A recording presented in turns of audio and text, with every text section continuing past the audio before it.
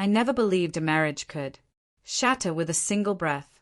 But there she was, late one evening, sipping wine.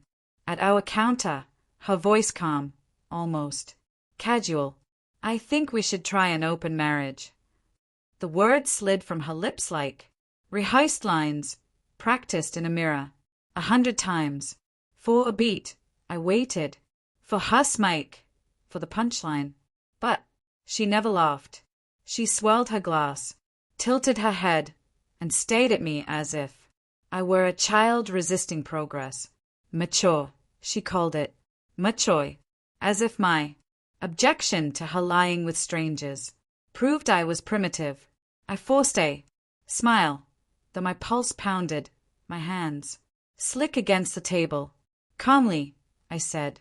"If that's what you want, then fine." Her relief was smug, her grin sharp. What she didn't notice was the storm quietly building inside me. The signs came quickly. Her phone glued to her palm, always face down. Late night meetings. A perfume she had never worn. Faint marks across her skin. Laughter that no longer belonged to me. And though shame twisted in my gut, I played the obedient husband, silent, small, but I was watching, waiting. At a neighbor's barbecue, I overheard 2 women whisper, "Can you believe she asked his permission when she already lined it up? Cruel. He has no clue. The truth cut deeper than any blade. She wasn't asking. She was confirming, because her lover already existed. I felt the ice in my chest, but my face never broke. I raised my drink, laughed with the men, and inside I swore I would not be her victim.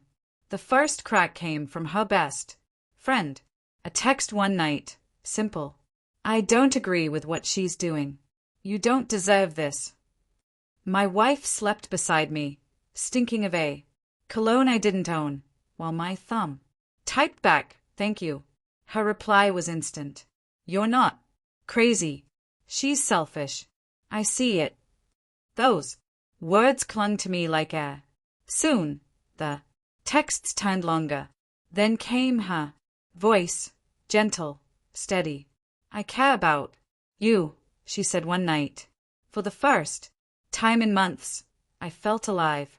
At a family dinner, her eyes lingered. Too long.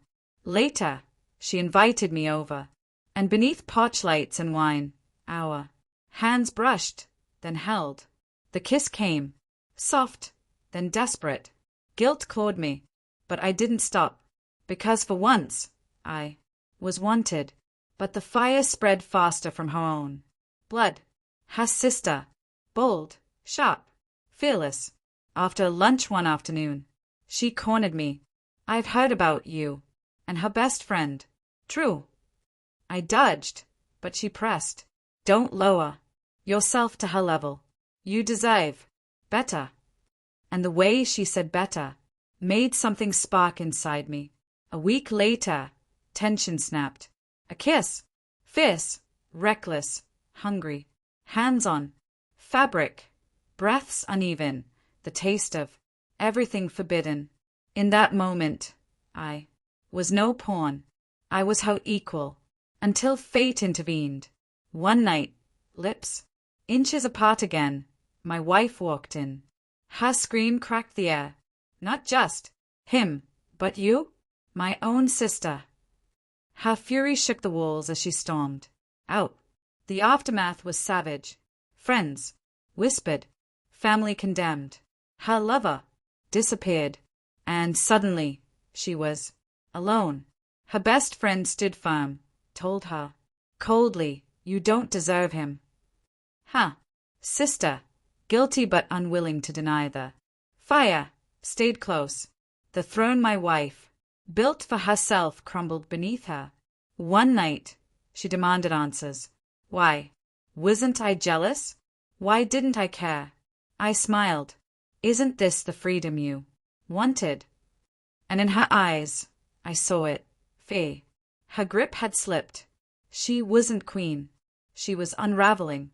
Nights once stolen by her lover became my whispered calls with her friend. Afternoons burned with her sister's touch. And in that chaos, the truth settled. She had forged her own ruin. She wanted me weak, humiliated. Instead, she armed me. She opened the marriage. And I gave her what she asked for, but not as she dreamed. Because while she lost everything, I walked away not broken, but awake. Not a pawn, a victor. The one thing she never thought I'd hold. Again, control.